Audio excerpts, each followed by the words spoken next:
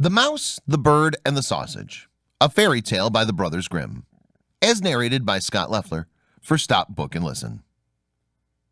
Once upon a time, a mouse, a bird, and a sausage became companions, kept house together, lived well and happily with each other, and wonderfully increased their possessions.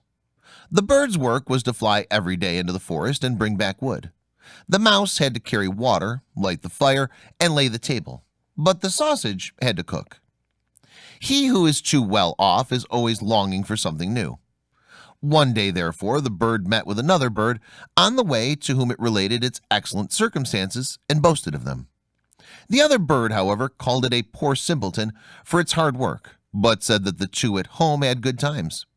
For when the mouse had made her fire and carried her water, she went into her little room to rest until they called her to lay the cloth.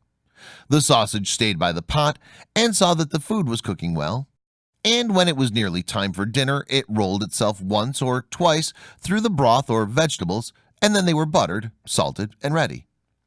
When the bird came home and laid his burden down, they sat down to dinner, and after they had had their meal, they slept their fill till next morning, and that was a splendid life.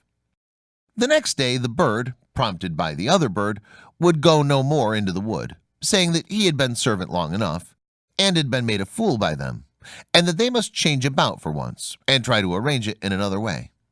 And though the mouse and the sausage also begged most earnestly, the bird would have his way and said it must be tried. They cast lots about it, and the lot fell on the sausage, who was to carry wood. The mouse became cook, and the bird was to fetch water. What happened? The little sausage went out towards the wood.